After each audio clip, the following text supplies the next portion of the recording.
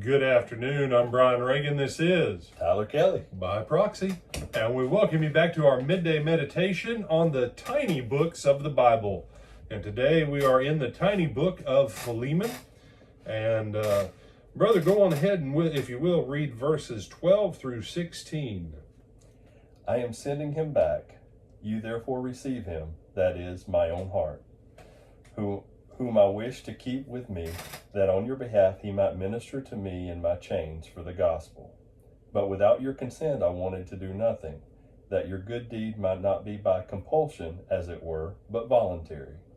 For perhaps he departed for a while for this purpose, that you might receive him forever, no longer as a slave, but more than a slave, a beloved brother, especially to me, but how much more to you, both in the flesh and in the Lord.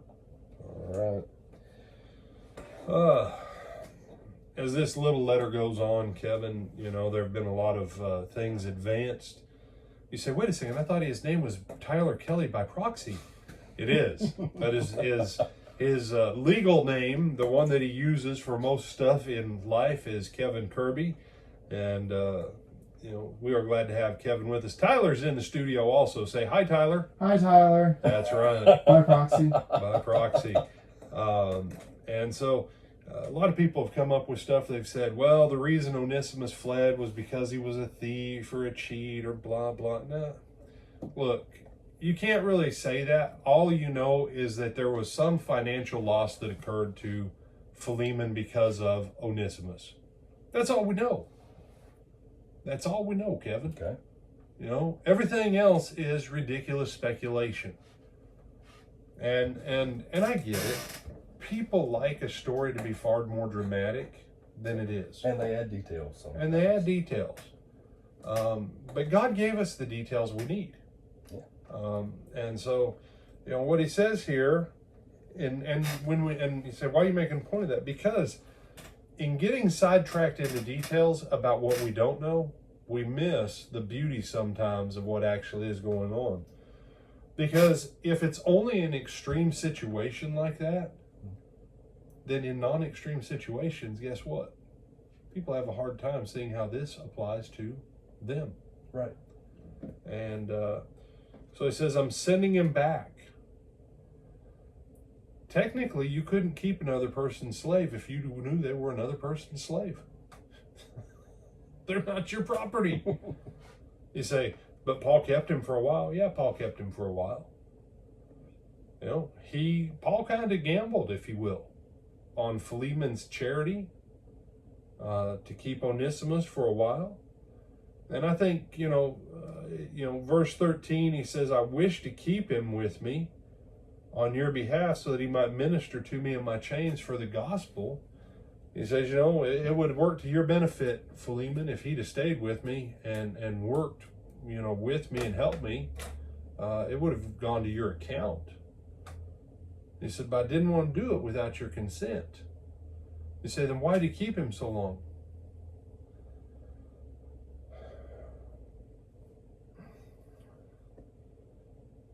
Even though in America we have a tradition of slavery that was legally abolished 155 years ago,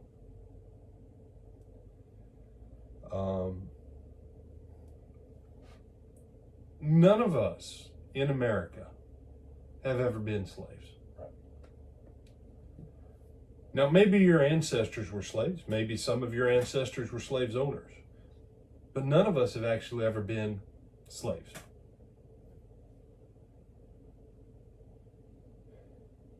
If Paul sends Onesimus back before Onesimus has changed his character,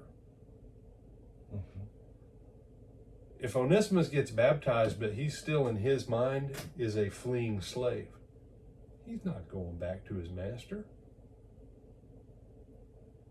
Paul keeping Onesimus, maturing him as a young Christian, to the point that Onesimus is willing to go back, knowing that there's a letter that's going back with him and with one of the other brethren to his slave owner.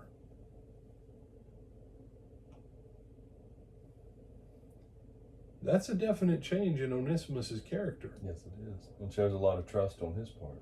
It does. Because you say, well, his master could have done anything he felt like to him. Him going back, and not going back in chains, not going back in some form of restraints. Do you understand the change in character that's occurred in Onesimus?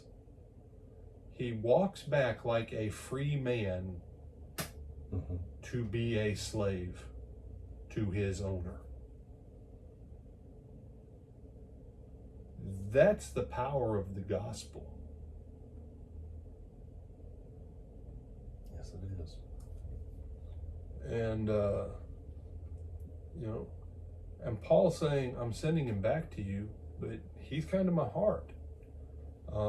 I do want to address that. In case we didn't know, America is filled with all kinds of ridiculous, insane perversions. Yes, it is. One of which is that Paul kept Onesimus for special favors as a slave.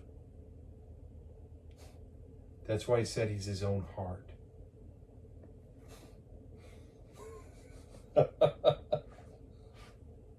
Well, that goes back into adding details. It does go back into adding details. For those of you who know me, you know that for 4 years, I had a little feller in my life that he was my heart.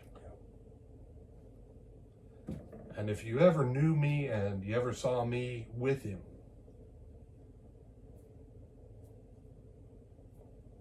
there was nothing there but the absolute desire for nothing but the best for him. Because why? He was my heart.